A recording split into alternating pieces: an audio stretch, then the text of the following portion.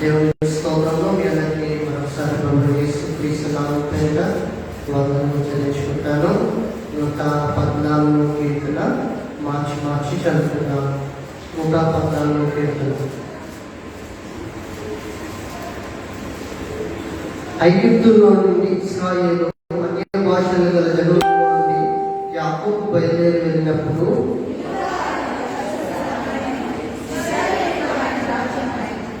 సముద్రం దానిని చూచి పారిపోయేను. యోర్దాను నది వెనుకకు మళ్ళెను.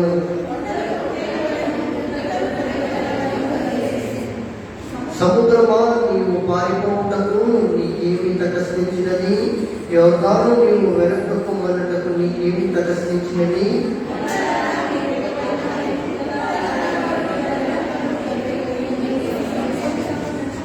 భూమి ప్రభువు సన్నిధిని, యాకోబు దేవుని సన్నిధిని మనుకను. ఆయన బడులను నీటి బడుగాను, చెప్పుకు రాజు బడులు నీటి బుద్ధులుగాను చేయవాడు. దేవుడి కొన్ని వాటిని తీర్చినాక దయచేసి అతను మోకరించినట్లయితే ప్రార్థన చేస్తున్నాం. స్తోత్రం తండ్రి, మహాగణుడు, ఆశ్చర్యకరుడు, ఆలోచనకర్త దివ్యము తండ్రి, ప్రేమ నమ్మకం కలిగిన మా దేవ, మా కనికరి స్వరూపుడా, నీకు వందనాలు. స్తోత్రం తండ్రి. పోయిన పునరుద్ధానం నన్ను అందరినీ కాచి కాపాడే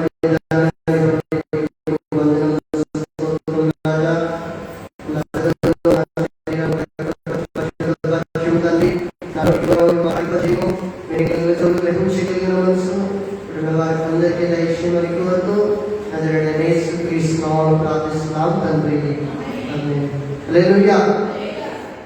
114 కీర్తనలో ఏమని రాయబడి మొదటి వచనం, ఐగుప్తులో నుండి ఇశ్రాయేలు అన్య భాషల జనుల నుండి యాకోబు బయలుదేరి వెళ్ళినప్పుడు.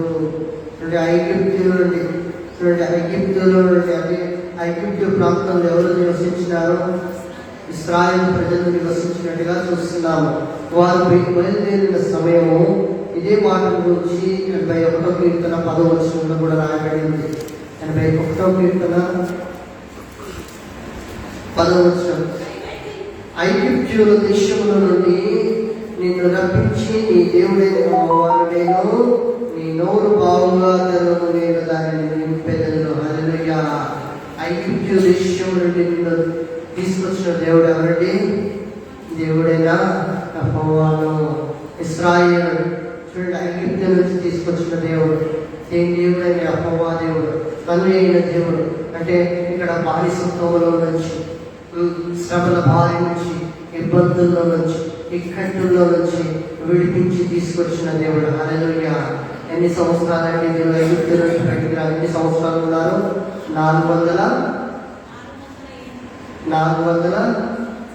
సంవత్సరం. కరెక్ట్ 400 చూసుకోండి.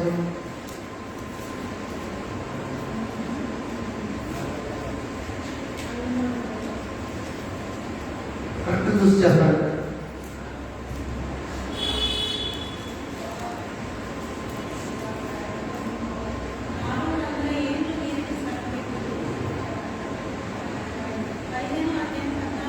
పదిహేను 14 వచ్చినాయి.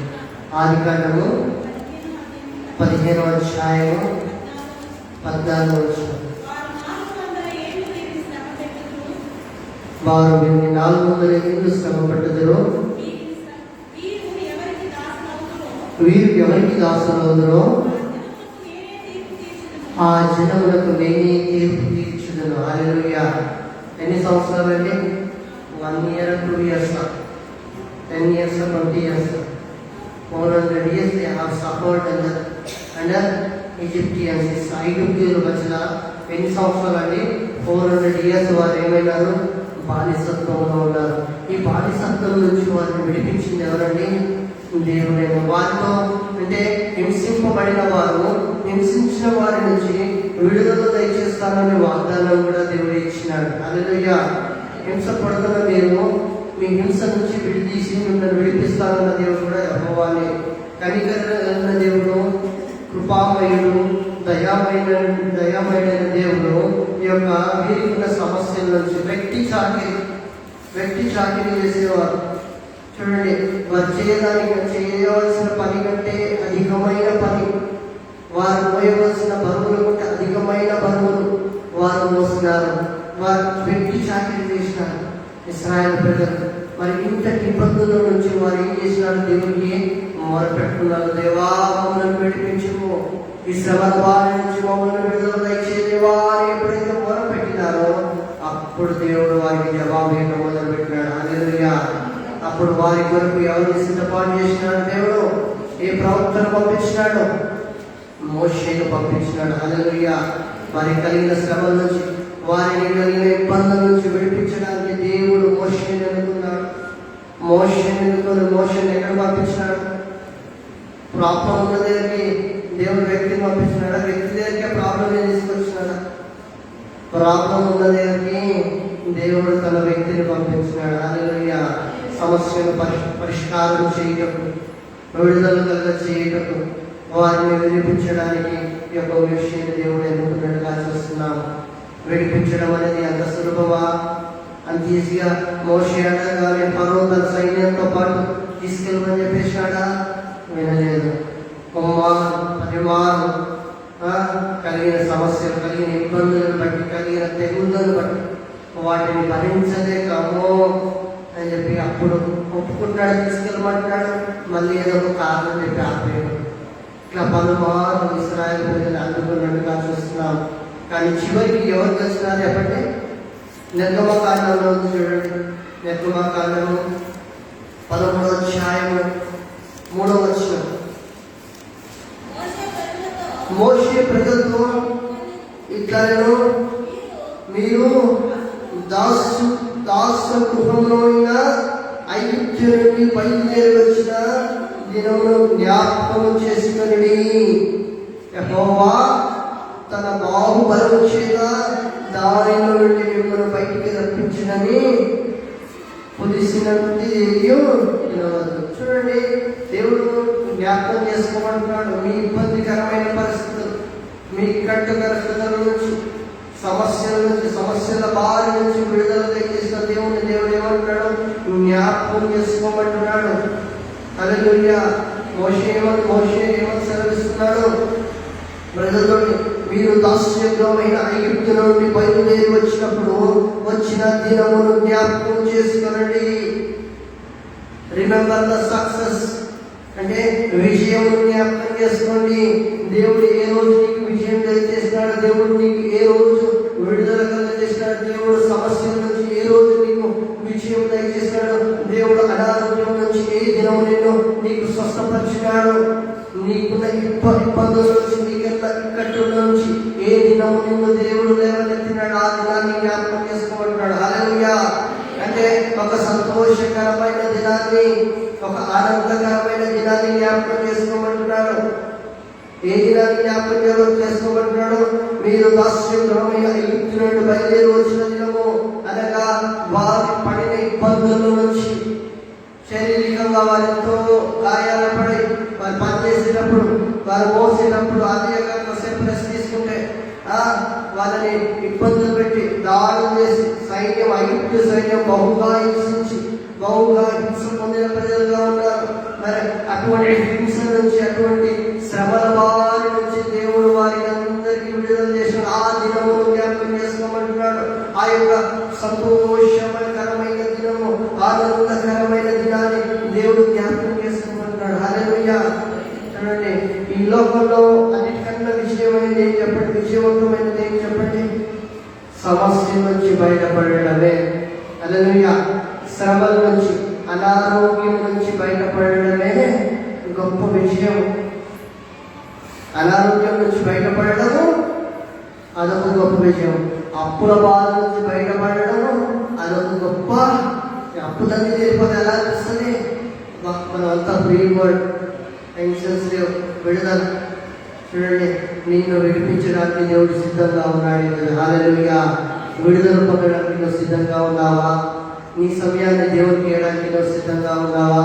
నిన్ను విడిపించడానికి దేవుడు నీ దగ్గర అతి సమీపంగా ఉన్నాడు. లేవియ కాండంలో ఒక మాట రాయబడింది చూడండి. 26వ అధ్యాయంలో 3వ వచనం ఒకసారి చదవండి. మీరు నా కట్టలను బట్టి నడుచుకొని నా ఆజ్ఞలను ఆచరించి వాటిని అనుసరించి ప్రవర్తించిన ఎడల మీ వర్షాకాలంలో మీకు వర్షం ఇచ్చదను, మీ భూమి పంటనిచ్చును, మీ పొలము చెట్లు భరించును, మీ ద్రాక్ష పండ్ల కాలం వరకు మీ నూర్పు సాగుచును, మీరు తృప్తి పొంది భుజించి మీ దేశంలో నిర్భయంగా నివసించారు. ఎప్పుడు నిర్భయంగా నివసిస్తారు చెప్పండి? చెప్పాలి, గట్టిగా చెప్పాలి, చెప్పాలి, చెప్తే కాదు.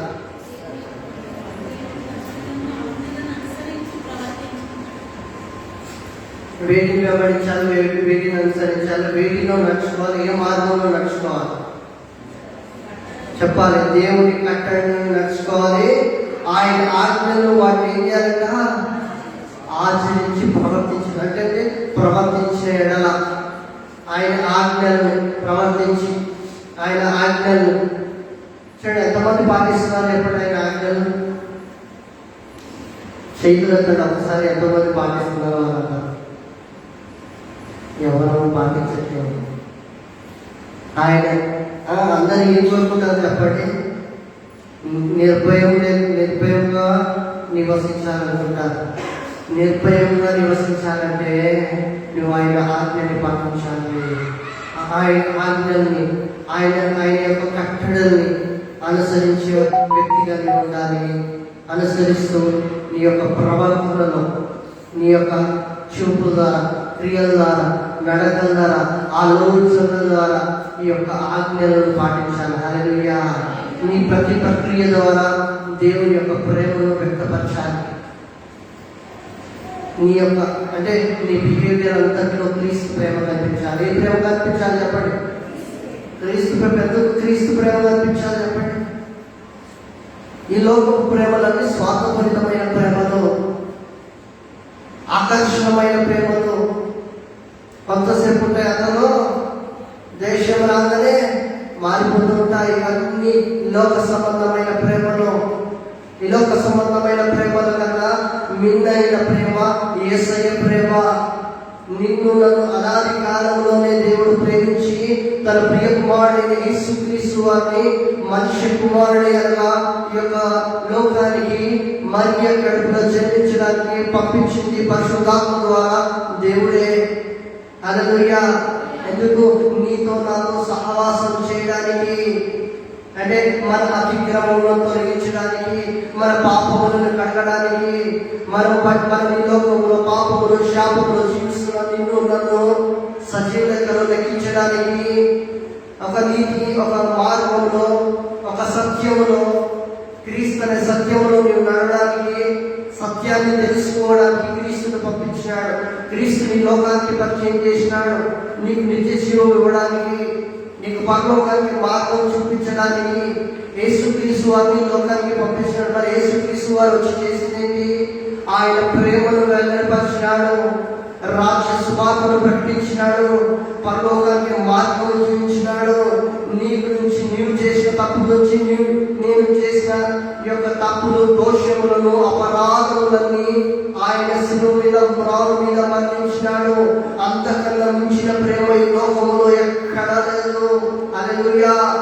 యేసుక్రీస్తు వారు ప్రేమించి 2 చేతుల మీద మేకులు దింపబడినాయి, కాళ్ళకి మేకులు దింపబడింది. ఆయన తలకు ముళ్ళ కిరీటము పెట్టబడినది. అంతటి ప్రేమ ఈ లోకంలో ఎవరైనా చూపించగలుగుతారా? నేటి వరకు ఏ వ్యక్తిలో, ఏ ఒక్క పురుషుడు, ఏ ఒక్క స్త్రీ అతని ప్రేమ చూపించలేకపోయినారు. హల్లెలూయా. అట్టి ప్రేమ యేసయ్య ప్రేమ. ప్రేమ యేసుని ప్రేమ.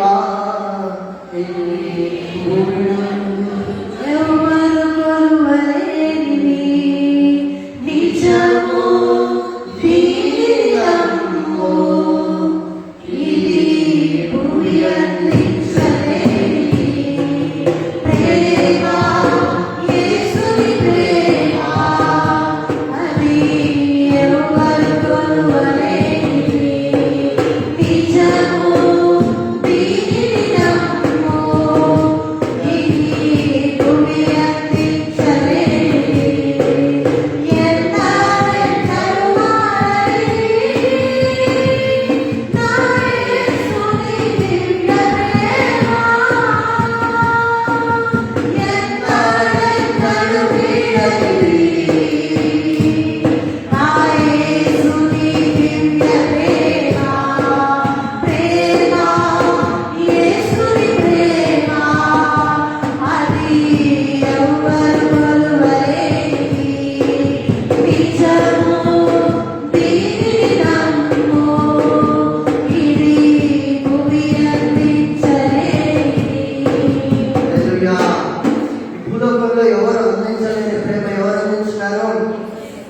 అది ఏ ప్రేమట?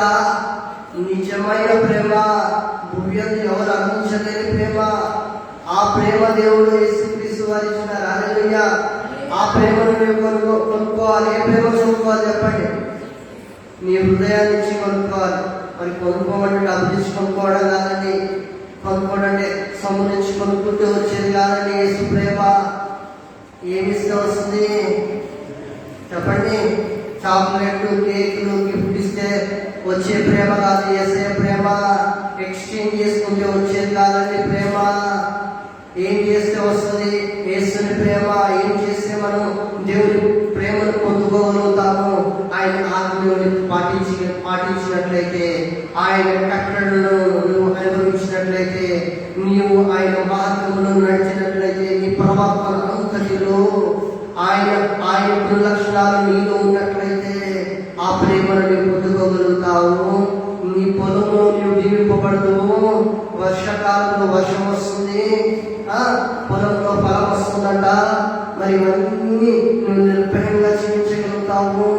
అంటే దుష్టుడి గురించి కూడా, శత్రువుల గురించి కూడా ఏమంటున్నాడు? 6వ వచనంలో, ఆ దేశంలో నేను మీకు క్షేమం కలిగజేసేదను, మీరు పండుకున్నప్పుడు ఎవరు మిమ్మల్ని భయపెట్టడు, ఆ దేశంలో దుష్ట మృగములు లేకుండా చేసేదను, మీ దేశంలో మీకు ఖడ్గము రాదు. హల్లెలూయా. మన దేశంలోకి ఏం రాదంట?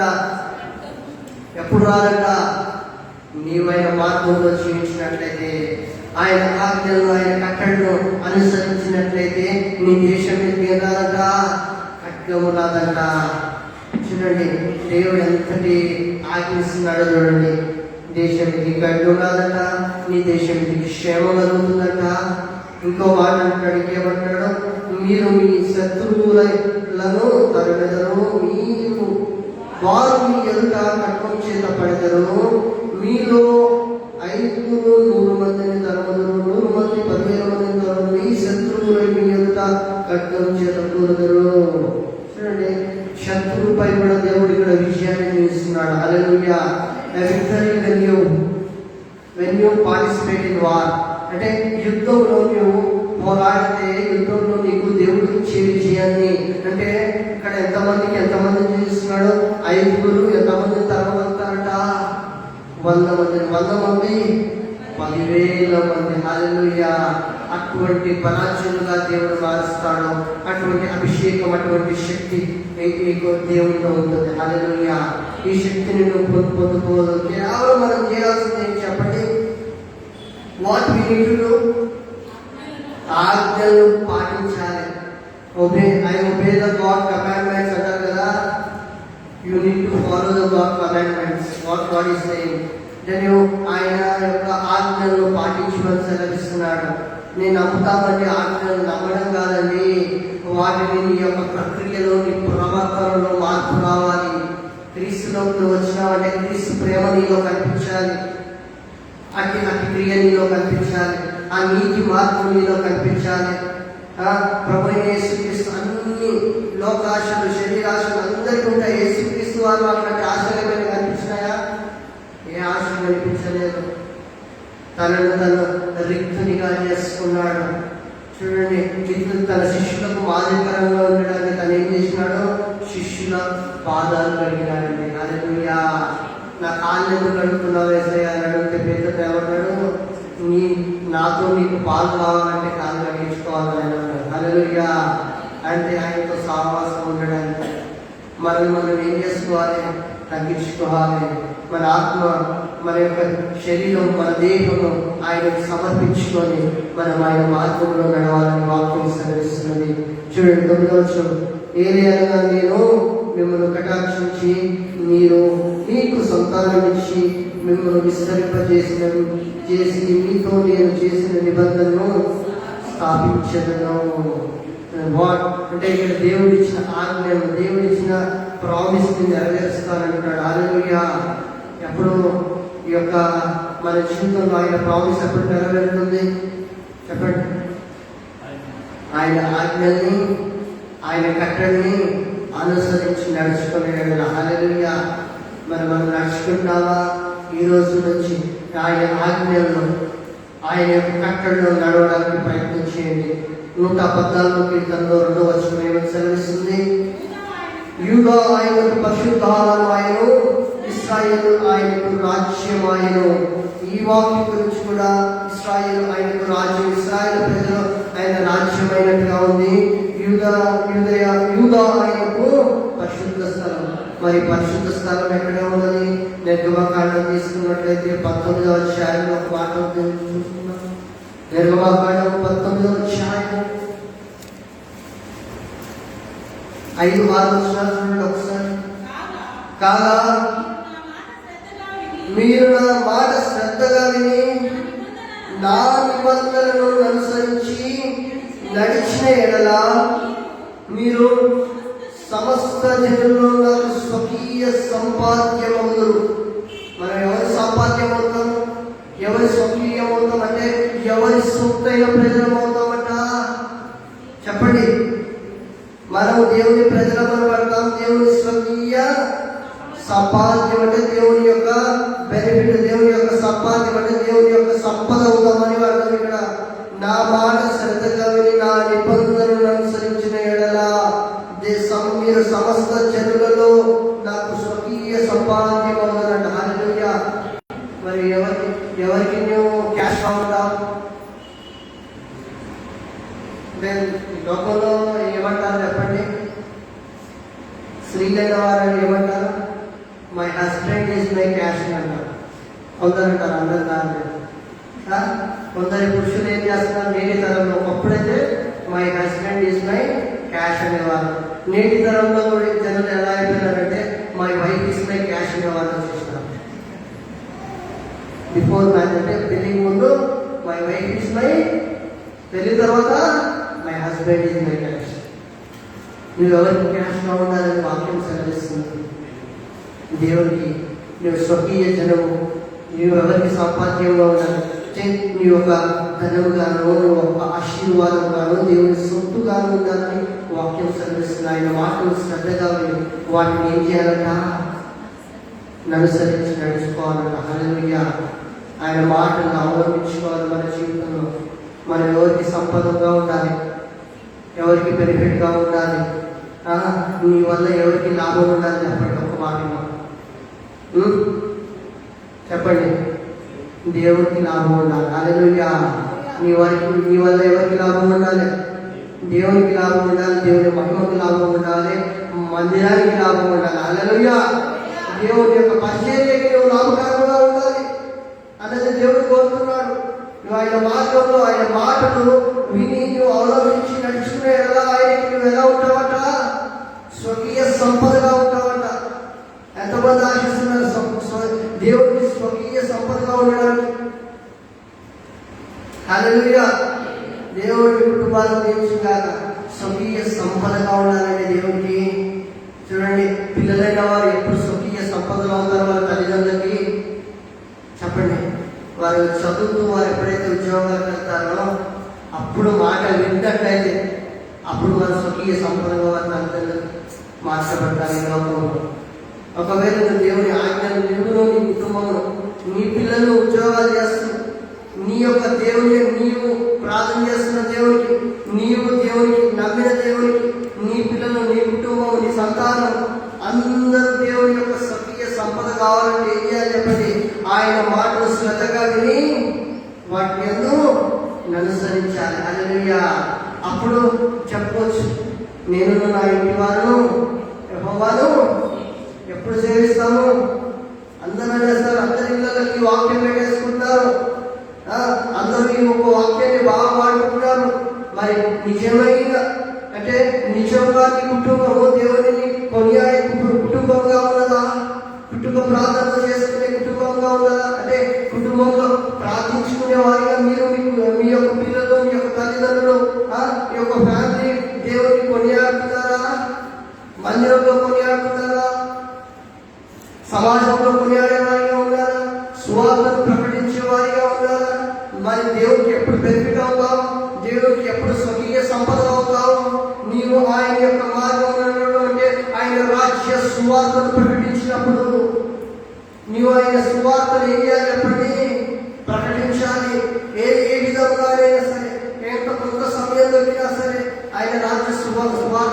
ప్రకటిస్తే నువ్వు ఆయన సొత్తు అవుతావు. హల్లెలూయా.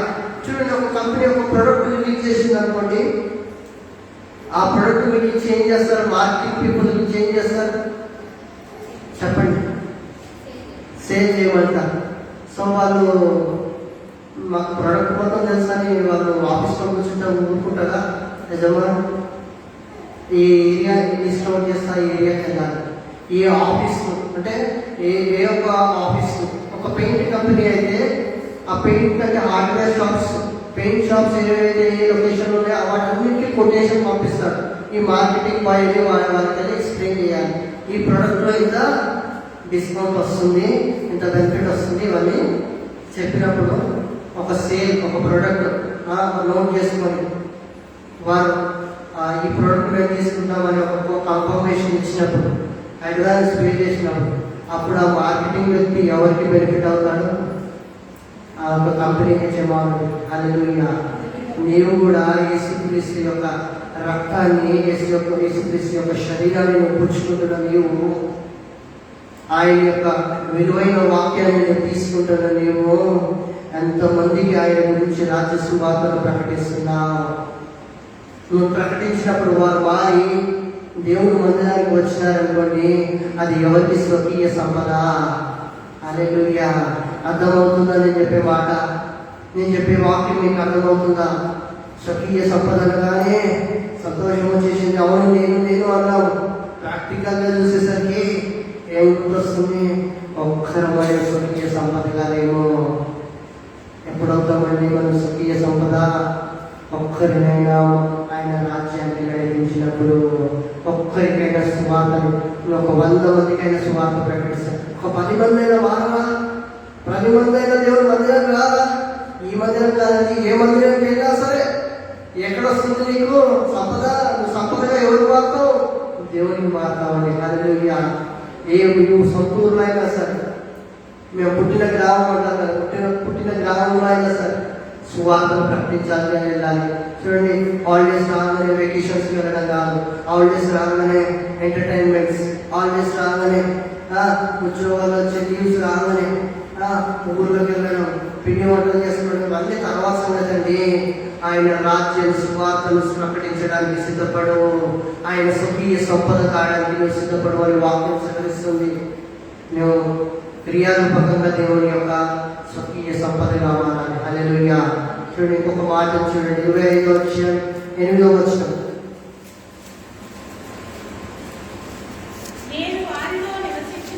నేను వారిలో నివసించినట్లు వారు నాకు పరిశుద్ధ స్థలమును, నేను వారికి నివసించినట్లు, వారిలో నివసించినట్లు వారు నాకు పరిశుద్ధ స్థలమును నిర్మింపవలను.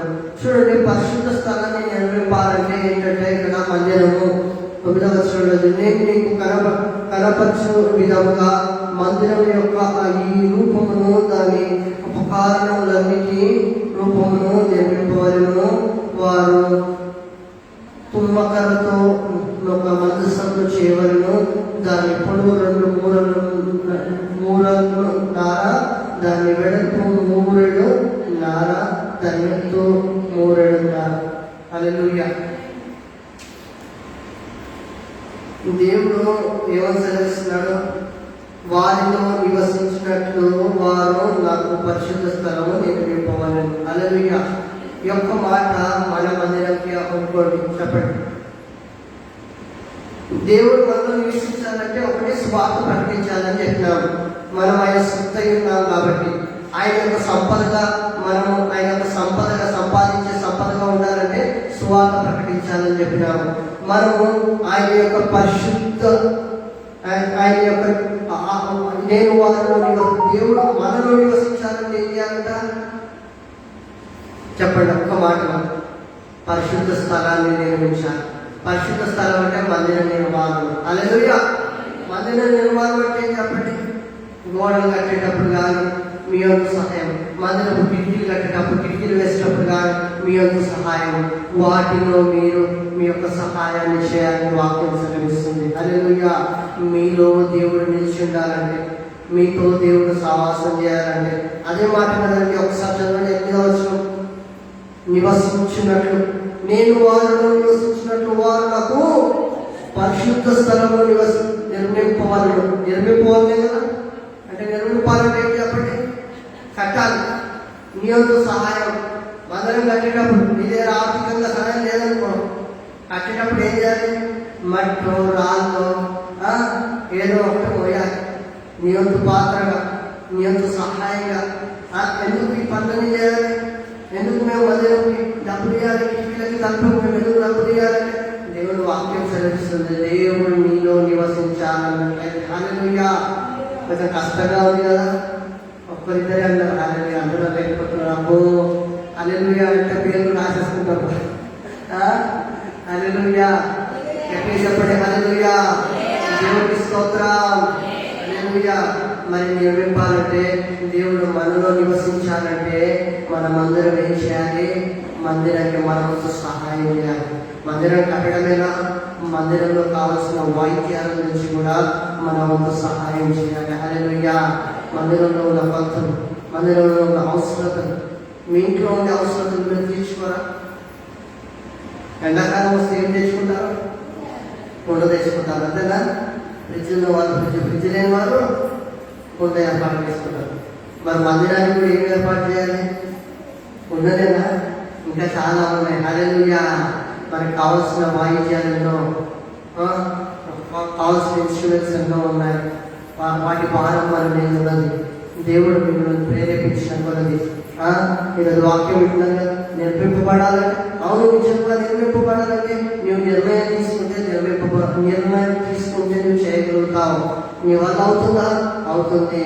1 month, 2 months, 3 months సేవింగ్ చేసి దేవుడిని తీసుకొచ్చి దేవుని యొక్క వస్తువు గురించి నేను సమర్పించుకుంటున్నానని ఇవ్వండి. మీరున్నారు, మీరు ఇచ్చినారనుకోండి, మీకు దీవెన వస్తుంది. రెండోది దీవెనే కాకుండా దేవుడు మీతో నివసిస్తారని వాక్యంతో సెలవిస్తున్నాడు. హల్లెలూయా. ఎవరితో ఉంటాడంట దేవుడు? ఎవరు నిర్మాణానికి తోడ్పడతారో వాళ్ళతో. హల్లెలూయా. నేను నిర్మాణంలో నేను నా వంతు సహాయం చేస్తే దేవుడు నాతో ఉంటాడు. నేను సహాయం చేయలేదనుకోండి, నాతో కూడా దేవుడు ఉన్నాడు. హల్లెలూయా. మీతో నాతో దేవుడు నివాసం చేయాలంటే మనం అందరం ఏం చేయాలి చెప్పండి? పరిశుద్ధ స్థలాన్ని నిర్మించాలి. హల్లెలూయా. పరిశుద్ధ స్థలం కావాల్సిన ఏర్పాట్లను మనం నిర్మించే రీతిగా మనం ఉండాలి. ఇంకొక మాట చూడండి, 29వ అధ్యాయం నిర్గమకాండంలో 46వ వచనం.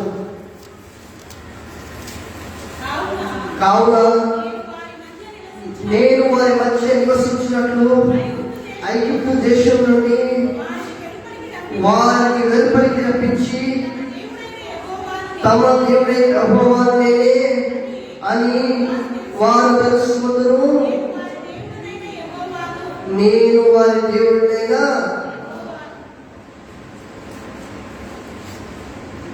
ఇక్కడ ఏమని రాయబడింది చెప్పండి? కావున నేను వారి మధ్య నివసించినట్లు ఐగుప్తు దేశంలో నుండి వారికి వెలుపలికి రప్పించిన తమ దేవుడే యెహోవాను నేనే అని వారు తెలుసుకుందరు. Time has come. ఒక పరిస్థితి వస్తుంది, ఒక స్థితిగతి వస్తుంది. దేవుడిని ఎప్పుడు దేవుడు గుర్తొస్తాడు చెప్పండి? ఇబ్బందులు వచ్చినప్పుడు, ఇక్కట్లు వచ్చినప్పుడే దేవుడు గుర్తొస్తాడు.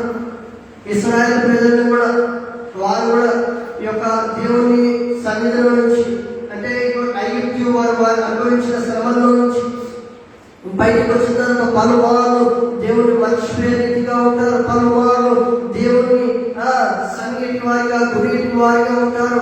ప్రతి సమయంలో దాహం అడిగినప్పుడు, నీళ్లు లేని సమయాల్లో కూడా దేవుడిపై ఏం చేసేవారు ఉన్నారు? దూషణ చేసేవారిగా ఉన్నారు. అన్ని పొందుకుంటూనే మళ్ళీ ఏం చేసేవారు? సంగీటి వారిగా, గురిటి వారిగా ఉన్నారు. వారి గురించి దేవుడు ఏమంటున్నాడు చెప్పండి? దేవుడైన యెహోవాను నేను అని వారు తెలుసుకుందరు. నేను వారి దేవుడైన యెహోవాను. ఎప్పుడు తెలుసుకుంటారు చెప్పండి? సంతోషంగా ఉన్నప్పుడు దేవుడిని గుర్తుపెట్టుకోవాలన్న వారు అదే చెప్పండి. హల్లెలూయా. సంతోషంగా ఉన్నాయి అన్ని విషయాలలో దేవుడిని జ్ఞాపకం చేసుకోవాలి. అన్ని విషయాలలో దేవుడికి కృతజ్ఞత స్తుతులు చెల్లించండి. చెల్లించాలా లేదా? మొదటి దశలో రాష్ట్ర పత్రికలో ఒక మాట చూడండి, కృతజ్ఞతలు ఎప్పుడెప్పుడు చెల్లించాలన్నమాట. దశలో 5వ అధ్యాయం 1 తెస్సలోనికీయులకు రాసిన పత్రిక 5వ అధ్యాయం 16వ వచనం, ప్రతి విషయములను కృతజ్ఞతాస్తుతులు చెల్లించుడి, ఇలా చేయట యేసుక్రీస్తు విషయములో దేవుని చిత్తం. యేసుక్రీస్తునందు మీ విషయంలో దేవుని చిత్తం అంట. ఇలా చేయట యేసుక్రీస్తునందు మీ విషయంలో దేవుని చిత్తం. దేవుని చిత్తం ఏంటంటే మన విషయంలో, మన జీవితంలో ప్రతి విషయంలో ఏం చేయాలి చెప్పండి? దేవునికి కృతజ్ఞతాస్తుతులు.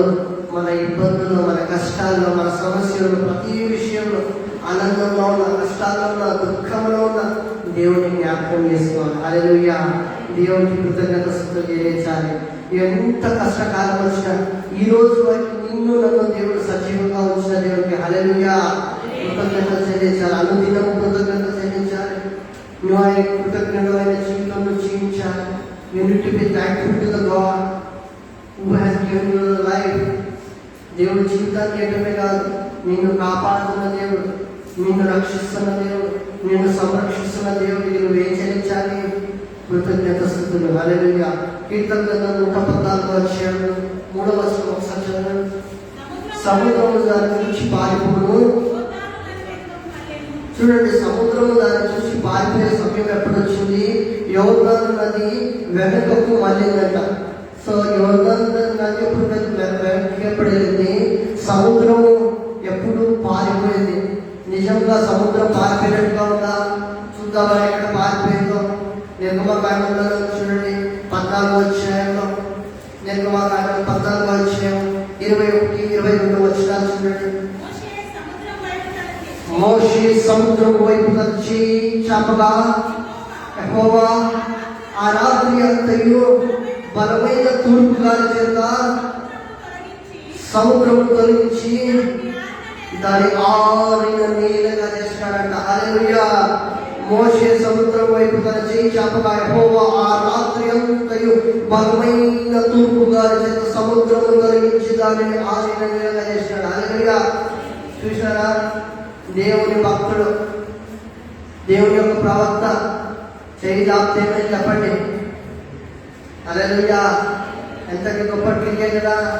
సముద్రం పారిపోయిందా లేదా? హల్లెలూయా.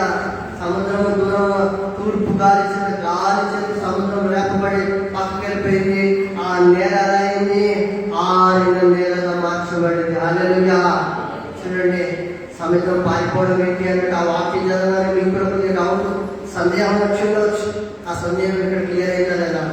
హల్లెలూయా. చూడండి, ఆరిన నేలగా మార్చినాడు. నీళ్లు విభజింపబడగా ఇశ్రాయేలీయులు సముద్రము మధ్యలో ఆరిన నేల మీద నడిచిపోయి ఆ నీళ్లు వారి కుడి ఎడమ ప్రక్కన వారికి ఓడగా నిలిచినాయంట. హల్లెలూయా. చూడండి, దేవుని యొక్క ఎంతటి ఆశ్చర్యమైన క్రియ కదా. నీళ్లు ఆగిపోవడం ఏంటి? నీళ్లు పక్కకి వైదొలగడం ఏంటి? ఇదంతా దేవుని యొక్క బలము, దేవుని యొక్క శక్తి, దేవుని యొక్క కృప. హల్లెలూయా. దేవుని శక్తి ఎలా ఉంటుందండి? దేవుని నామమున యెహోవా, దేవుని నామం తండ్రి అయిన దేవుని నామమున మోషే చాపగా ఏమైపోయింది? నీళ్లు మొత్తం సైడ్, తూర్పు గాలి మొత్తం సైడ్ వెళ్ళిపోయి ఏమైపోయింది? ఆయన నేల వచ్చింది. ఆయన నేల మన నీళ్ళు గోడగా మారిపోయినాయంట. హల్లెలూయా. హల్లెలూయా. ఎంత గ్రేట్ కదా, ఎంత గొప్ప విషయం కదా. ఎవరైనా చేయగలుగుతారు సృష్టిలో ఇటువంటి పని? నా యేసు చేయగలుగుతాడు. హల్లెలూయా. మన దేవుడు చేయగలుగుతాడు అటువంటి పనిని. ఈ యొక్క 15వ అధ్యాయం 10వ వచనంలో చూడండి, ఇంకో విషయం మీకు తెలుస్తుంది. నీవు నీ గాలి విసర్జిస్తేవి, సముద్రమును వారి కప్పెను, వారు మహా అగాధమైన నీళ్ళలో సీసం వల్లే మునిగి. దేవుడు రెండు బయలుపరుస్తున్నాడు ఇక్కడ ఈరోజు.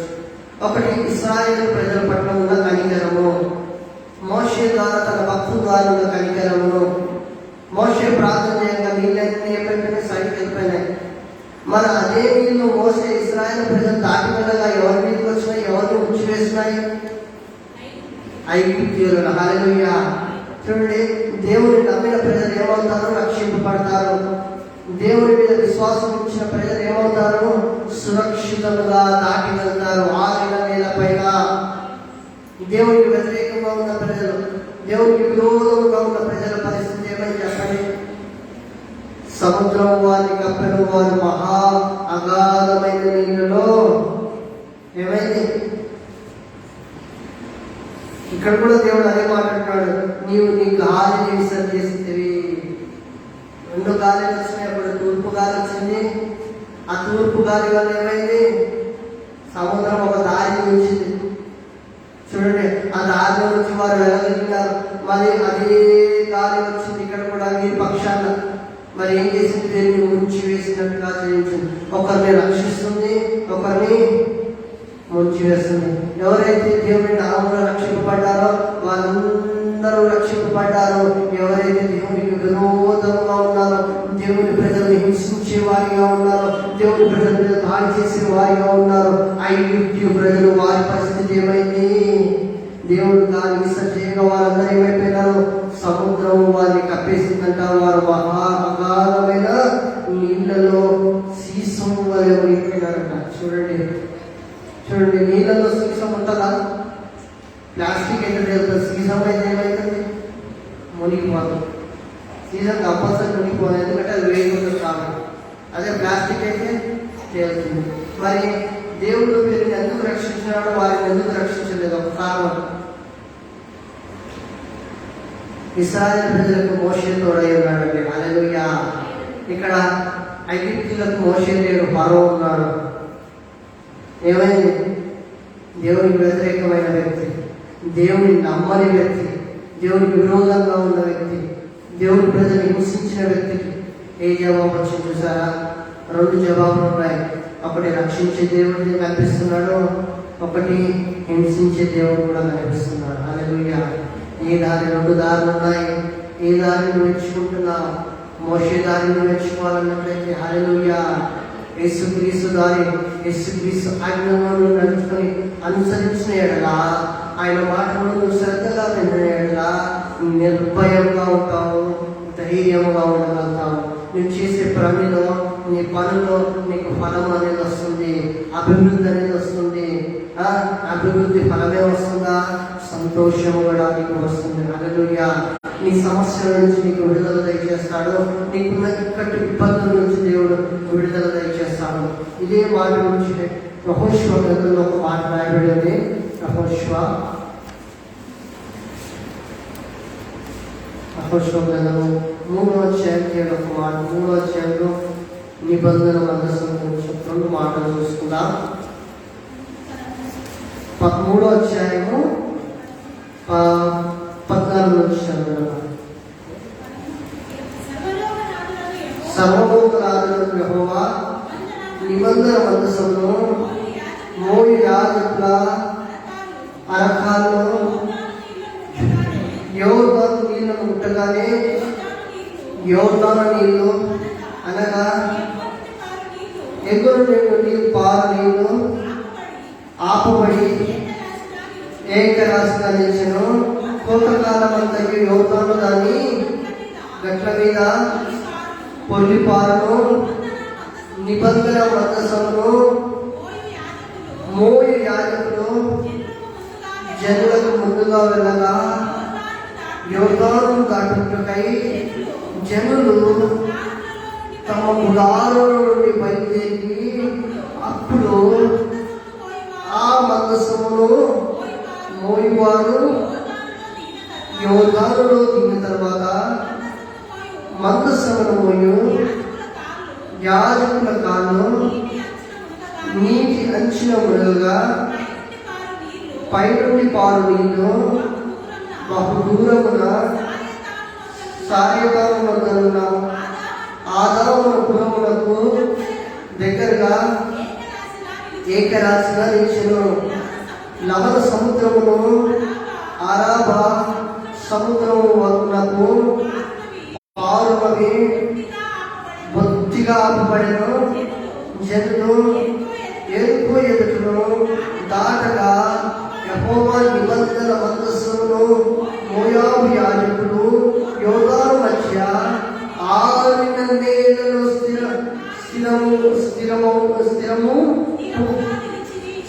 స్థిరముగా నిలిచి జనులందరూ యోర్దాను దాటుట తుదముట్టు వరకు ఇశ్రాయేలులందరూ 6 నెలల మీద దాటు వచ్చి. హల్లెలూయా.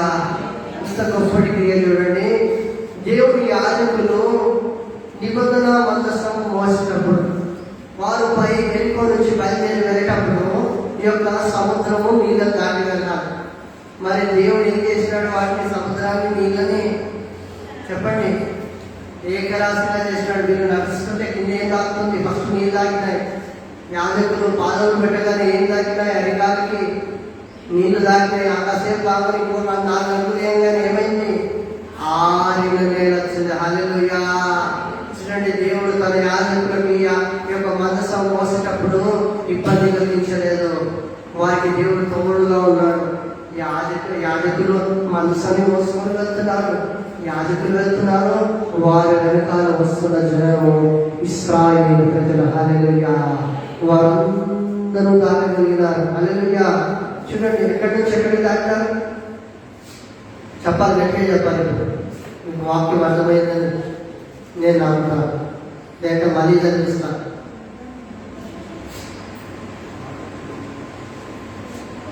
యోర్దాను దాటుకై జనులు తమ గుడారం నుండి బయలుదేరి అప్పుడు ఆ మందస్సము మోయేవారు యోర్దానులో దిగిన తర్వాత మందస్సము మోయి యాజకులు కాలు నీటి కొంచెం మునగానే పైనుండి పాలు నీళ్లు బహుదూరముగా సారేతను వద్దకు ఆదామునకు దగ్గర ఏకరాశిగా నిలిచెను. ఇక్కడ ప్లేస్ కూడా దేవుడు మెన్షన్ చేస్తున్నాడు. ఈ యోర్దాను దాటే సమయంలో ఈ మందసంలో ఈ నిబంధన మందసంలో తీసుకెళ్లి వెళ్ళేటప్పుడు యాజకులను మోస్తూ వెళ్ళే సమయంలో ఎక్కడ నీళ్ళు ఆగిపోయినాయట?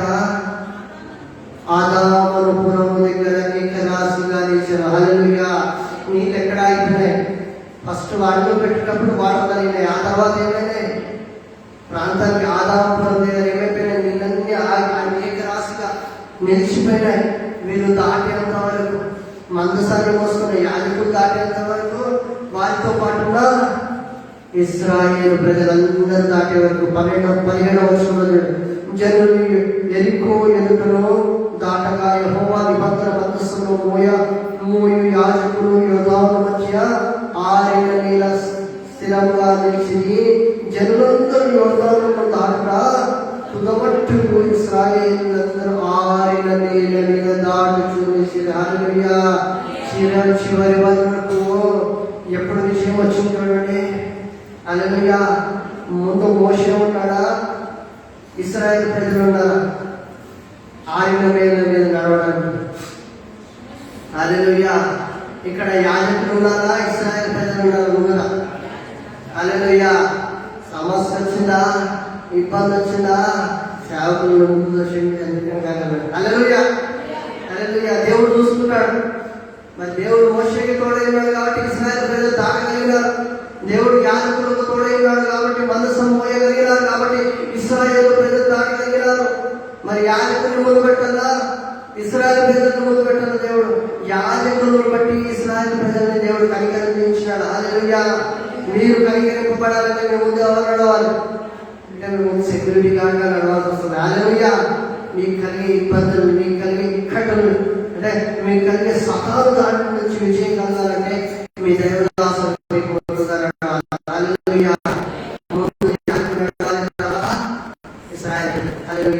సంఘం నడవాలి. హల్లెలూయా.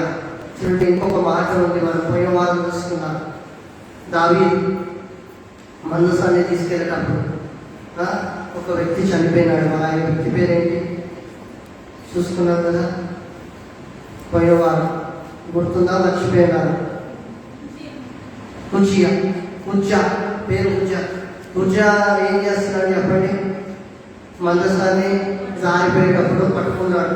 మరి పట్టుకోగానే ఏమైంది చెప్పండి? అక్కడికక్కడనే పురాణం విడిచినాడు. ఏదైనా సమస్య జరుగుతుందా? సొంత డిసిషన్, సొంత నిర్ణయాలు తీసుకోకండి. ఎవరి మీద పెట్టాలి ఆ బాధ తీసుకొచ్చి యాజకుడు నేను మోయాలి. తర్వాత మళ్ళా అది మేలు జరుగుతుంది, దానివల్ల ఆ మందసంలో ఆశీర్వాదం జరుగుతుందని దాని నుంచి మళ్ళా తీసుకెళ్ళినట్టుగా చూస్తున్నాము. బలి అర్పణ చేసి తీసుకెళ్ళినట్టుగా చూస్తున్నాము. బలి అర్పణ చేసి ముందుగా ఎవరెళ్తున్నారో నాట్యం చేస్తూ దావీదు వెళ్తున్నాడు, మందసాన్ని భుజంలో మోపించుకుంటూ వెళ్తున్నట్టుగా చూస్తున్నాం. తర్వాత ఎవరు వచ్చినారు చెప్పండి? హల్లెలూయా, జన సమూహం వచ్చినట్టుగా చూస్తున్నాము. ఇక్కడ కూడా మోషే ముందుగా ఉన్నాడు, ఇశ్రాయేలు ప్రజలు వెనక ఉన్నారు. నిబంధన మందసం మోయింపుకు యాజకులు ముందుగా ఉన్నారు, వెనకాల ఇశ్రాయేలు ప్రజలు ఉన్నారు. సినాయి పర్వతం దగ్గర మోషే ఉన్నాడు, దేవుని అగ్ని ధూపంతో మాట్లాడినప్పుడు. హల్లెలూయా, ముందు మోషే ఉన్నాడు. ఇక్కడ నిబంధన మందసం యాజకులు యోధాను దాటడానికి ముందు వెళ్తున్నప్పుడు ఎవరు తోడుగా ఉన్నారు? దేవుడు తోడుగా ఉన్నాడు. హల్లెలూయా, హల్లెలూయా. ఆ దేవుడు నీకు నాకు తోడుగా ఉన్నాడంటే మన ముందు ఎవరు ఉండాలి? దేవుడు ఉండాలి. దేవుని జ్ఞాపకం చేసుకొని ముందుకు సాగాలి. హల్లెలూయా, దేవుని మొరపెట్టాలి. దేవుని మొరపెట్టి మనం ముందుకు సాగాలి. మనకు కలిగే ఇబ్బందులు, మనకు కలిగే సమస్యలు అన్నిటి విడుదల చేస్తాడు. యోధానుడే దేవుడు ఆరిన నేలుగా చేసినాడు, ఏకరాశిగా చేసిన దేవుడు, నీళ్ళని గోడలుగా మార్చిన దేవుడు, ఆరిన నేల దేవుడు నీకు దయచేసిన దేవుడు, దాటించగలిగిన దేవుడు.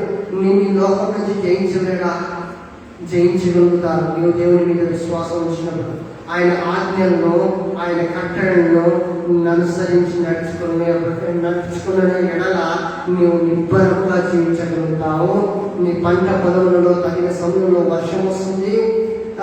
నీవు చేసే పంట ప్రయత్నాలు, ద్రాక్ష పంట ఫలిస్తుంది. నువ్వు చేసే ప్రయత్నాలన్నింటిలో దేవుడు నీకు ఫలితం ఇస్తాడు. హల్లెలూయా, హల్లెలూయా. నిబంధన మందసం మోయాలంటే ముందు ఎవరు ఉండాలి చెప్పండి? యాజకులు ఉండాలి. హల్లెలూయా, యాజకుల ముందంతా దేవుడు విజయం దయచేస్తాడు. యాజకులు లేకుండా తొందరపడ్డామా? మరి దావీదు దైవజనుడే ఒక అడుగు ముందున్నాడా, ఎక్కడ ఉన్నాడా? ఒక అడుగు వెనకాల ఉన్నాడు. వీళ్ళందరూ ముందరని మీరు నేను వెనకాల ఉన్నానని వచ్చినాడు. ఏమైంది? మందసం జారింది, ఎత్తుల బండి మీకు ఏమైంది? జారగా కూర్చోబట్టుకుంటే ఏమైంది? అక్కడికక్కడ మరణించినాడు. చూడండి ఎంత భయంకరమో. చూడండి, దేవుని యెహోవా కుటుంబం భయంకరమైనది. మందసం విషయంలో, మందిరం విషయంలో బహు జాగ్రత్త కలిగి మనం జీవించాలి. హల్లెలూయా. ఇంకొక మాట మనం జ్ఞాపకం చేసుకుందాం. మరి ఈ గాలి, నీరు, దేవుడు తూర్పు గాలి నుంచి చూస్తున్నాము. మళ్ళీ ఈ యొక్క వీక్షటి గాలి గురించి చూస్తున్నాము. దేవుడు పంపించిన వీక్షటి గాలి గురించి చూస్తున్నాము. మరి ఇంకొక గాలి తుఫాను రేగింది. అది యేసుక్రీస్తు వారు దాన్ని ఎలా జీవించినారన్న మాట మనం చూసుకున్నాము. మత్తయి సువార్తలో, మత్తయి సువార్త 8వ అధ్యాయము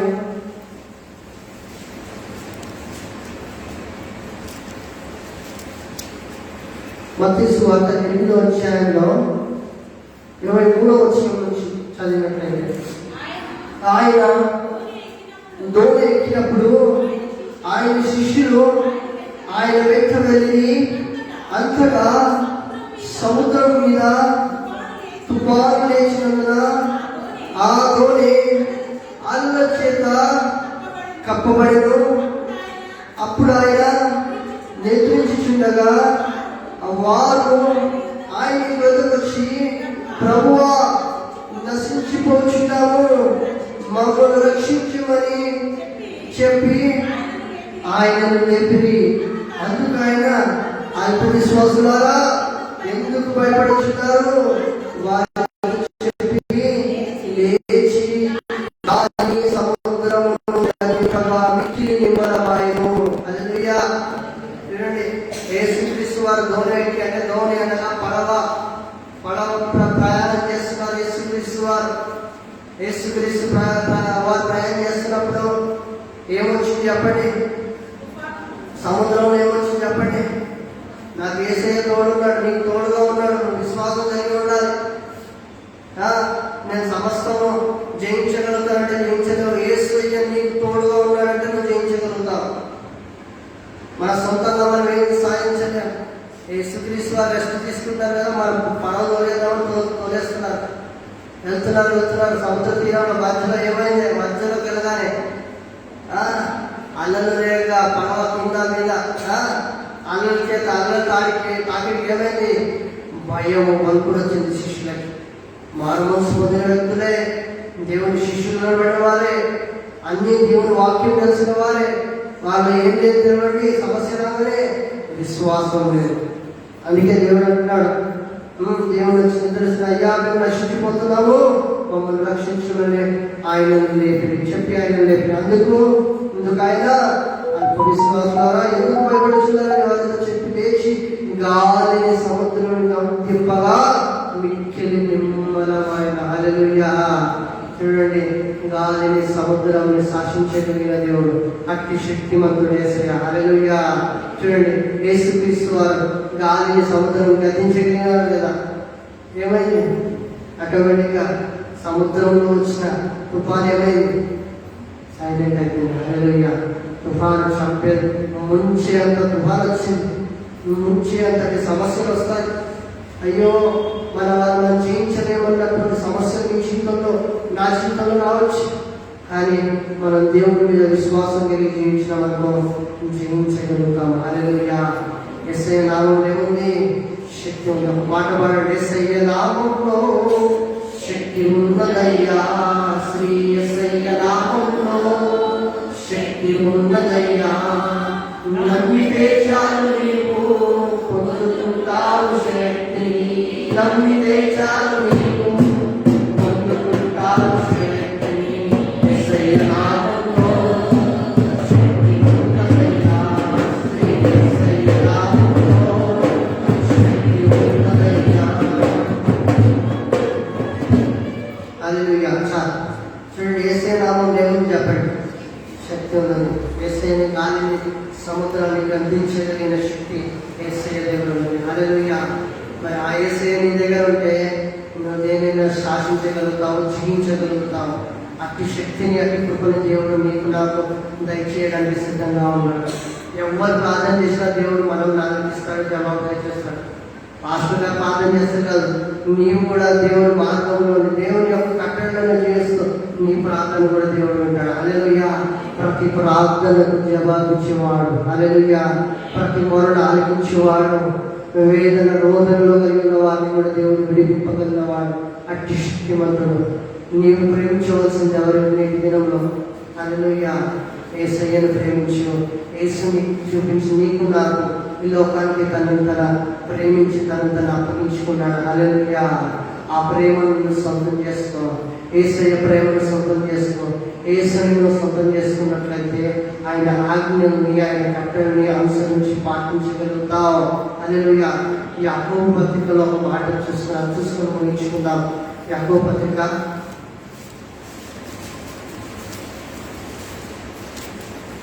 1వ అధ్యాయం 21వ వచనం. అందుచేత సమస్త కల్మషమును విర్రవీగుచున్న దుష్టత్వమును మాని లోపల నాటబడిన మీ ఆత్మలను రక్షించుటకు శక్తిగల వాక్యమును సాత్వికముతో అంగీకరించుడి. చెప్పండి, ఏం చేయాలంటే సాత్వికంతో? గట్టిగా చెప్పండి.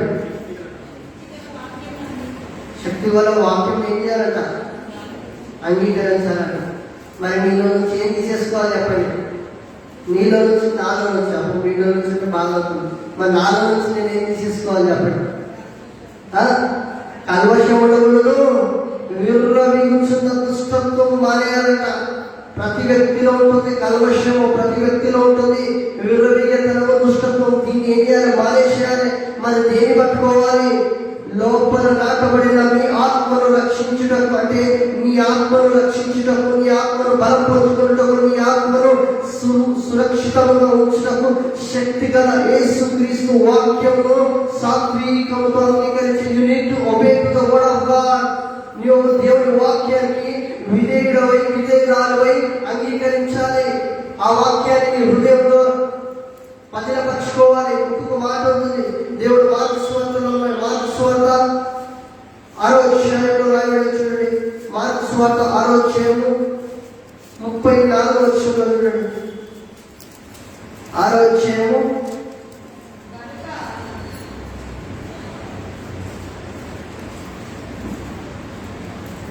మార్క్స్ వార్త 6వ అధ్యాయము 34.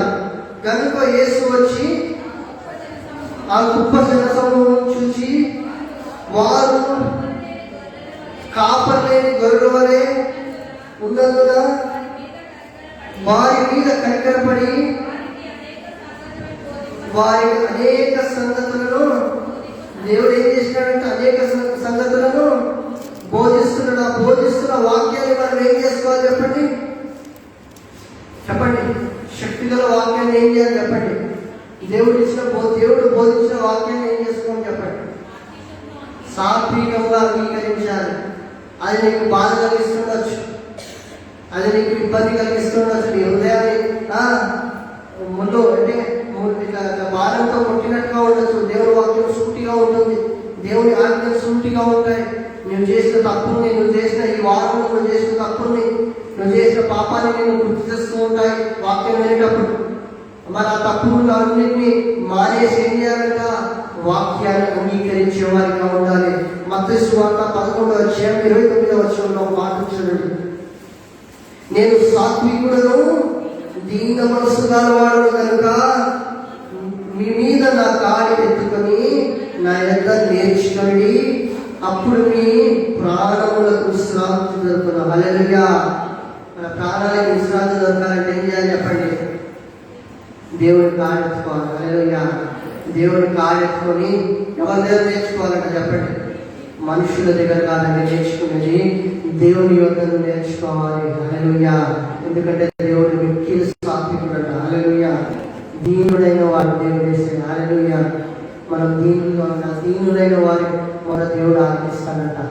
దీనుడైన వారిని దేవుడు ఆపదల నుంచి విడిపిస్తాడట. దీన మనసు గలవాడట దేవుడు. హల్లెలూయా. దేవుడికి మార్గం చేసిందట. దయచేసి అందరు తల వచ్చినట్లయితే ప్రార్థన చేసుకున్నాం. రాజులకు రాజైన వాడా, ప్రభులకు ప్రభుడైన వాడా, మా దేవ, మా సంరక్షకుడా, మా బోధకుడా, మా విమోచకుడా, నీకు వందనం స్తోత్రం తండ్రి. ఇశ్రాయేలు ప్రజలు అలాగా మోషే చేయి చాపగా ప్రార్థన చేయగా సముద్రం 2 పాయలైన తండ్రి. 6 నెలలను నడిపించగలిగినావు అయ్యా. సముద్రం గోడగా నిలిచిపోయింది తండ్రి. తూర్పు గాలి చేత నింపబడి అయ్యా సముద్రము 2 పాయలుగా అయింది. మోషే ఇశ్రాయేలు ప్రజలు దాటగలిగిన తండ్రి. కేవలం నీ కృప చొప్పున, నీ దయ చొప్పున తండ్రి. దేవా, యెహోవాను నేను నీ దేవుడైన ఐగుప్తుల నుంచి విడిపించిన ఇశ్రాయేలు ప్రజల్ని విడిపించిన దేవుడైన యెహోవాను నువ్వు సెలవిచ్చినావు తండ్రి. యోర్దాను దాటించగలిగినావు. అవును తండ్రి. ఇక్కడ యాజకుడు మందసం వహించుండగా, నిబంధన మందసం వహించుండగా అదమా అని ఒక ప్రాంతానికి నీళ్లు తరలించినట్టుగా చూస్తున్నాం తండ్రి. యోర్దాను దాటగలిగిన తండ్రి. యాజక సమూహము నిబంధన మందసం మోసుకుని వెళుతుండగా వారితో పాటు ఇశ్రాయేలు ప్రజల్ని దాటించగలిగినావు తండ్రి. అట్టి శక్తివంతుడు, అట్టి బలవంతుడు తండ్రి. కేవలం నీ ఆజ్ఞలను మేము పాటించి నడుచుకుని ప్రవర్తనను మార్చుకోమని నీ వాక్యం సెలవిస్తుందండి. సమస్త ప్రవర్తనను మార్చుకొని నీ ఆజ్ఞల్ని మేము నడిచినట్లయితే, నీ యొక్క కట్టడల్లో మేము అనుసరించినట్లయితే అయ్యా మా సరైన కాలంలో వర్షం వస్తుందని సెలవిస్తున్నావు. మీ పంట పొలాల్లో, ద్రాక్ష తోటలో ఫలములు వస్తాయని సెలవిస్తున్నావు. ప్రతి ప్రయత్నంలో ఫలితం దయచేస్తారంటున్నావు. శత్రువుల పైన విజయం దయచేస్తారంటున్నావు తండ్రి. అట్టి శక్తివంతుడు, అట్టి బలవంతుడు తండ్రి. నీ వాక్యాన్ని అంగీకరించే వారిగా తీర్చిదిద్దుము తండ్రి. నీ వాక్యాన్ని లోబడే వారిగా, నీ వాక్యాన్ని భుజముల పైన నీవు చెప్పిన వాక్యాన్ని మోసేవారిగా, నీ యొక్క నేర్చుకునే వారిగా సిద్ధపరచుము తండ్రి. సమస్త కల్మషం తీసి, సమస్త దుర్నీతి నుంచి విడుదల ఇచ్చింది తండ్రి. అయ్యా మా నామ హృదయాన్ని పవిత్రపరిచి పరిశుద్ధపరచడం తండ్రి. పరిశుద్ధ జనముగా, ఏర్పరచబడిన జనముగా, స్వకీయ సంపాద్యమైన జనముగా ఏర్పరచుకున్నాం తండ్రి. స్వకీయ సంపాద్య జనముగా సిద్ధపాటు దయచేయండి అయ్యా. ఈ వాక్యం మీద సంఘములకు, ఈ వాక్యం లైలో వారికి నీ యొక్క స్వకీయ సంపాద్యముగా, అంటే నీ కొరకు కష్టపడి, నీ కొరకు నీ యొక్క సొత్తుగా, నీ యొక్క వారసులుగా, నీ యొక్క సాంపాద్యంగా వాడబడేటట్టు దయచేయము తండ్రి. నీ రాజ్య సువార్త ప్రకటించే వారిగా సిద్ధపరచము తండ్రి. అవును తండ్రి, మందిరం పరిశుద్ధ స్థలం నిర్మాణం కొరకు అయ్యా ఎవరి మనసులో అయితే ఎవరి మనసులో క్రీస్తు ఉండాలో వారి పరిశుద్ధ మందిరాన్ని నిర్మాణం చేయాలని వాక్యం సెలవిస్తుంది. పరిశుద్ధ మందిరం కావాల్సిన ఏర్పాట్లు సమస్త అయ్యా కావాల్సిన ఎన్ని ఏర్పాట్లు చేయటకు అందరినీ నీ యొక్క హస్తంలో లేవనెత్తుతుంది. అయ్యా నీ హస్తం నీ మందిరం కొరకై పోరాడి ముందుకు విజయం పొందుకునే రీతిగా బలపరచుకుంటుంది. అట్టి రీతిగా ప్రతి హస్తాన్ని జీవించు. మందిరంలో ఉన్న కొలతలు, మందిరంలో ఉన్న అవసరతలు, మందిరంలో ఉన్న ఇన్స్ట్రుమెంట్ ఒక్కొక్కరి మనసులను తెరవు తండ్రి. మందిరం కొరకై పోరాడి అయ్యా నీవు నీ మనసులో అయ్యా మేము ఉండేటట్టుగా ఇచ్చేయండి. మా మనసులో నీవు ఉంటావు సెలవుస్తున్నావు తండ్రి. మా మనసులో నీవు ఉండాలంటే మేము నీ కొరకు, నీ మందిరం కొరకు, నిర్మాణం కొరకు, నీ మందిర క్రియల కొరకు, నిర్మాణం కొరకు అయ్యా పోరాడే రీతిగా సిద్ధపరచుకుంటుంది. అంగీకరించి పోరాడి విజయం పొందుకొని అయ్యా బలవంతమైన జీవితం వచ్చినట్టు దయచేయమని కొరకు నజరేయుడైన యేసుక్రీస్తు నామములో ప్రార్థిస్తున్నాం తండ్రి. ఆమేన్. దయచేసి అందరూ లేచి కూర్చున్నట్లయితే ఆరాధించుకుందాం. స్తోత్రం, స్తోత్రం, హల్లెలూయా, హల్లెలూయా, హల్లెలూయా, స్తోత్రం, స్తోత్రం, హల్లెలూయా, హల్లెలూయా, హల్లెలూయా.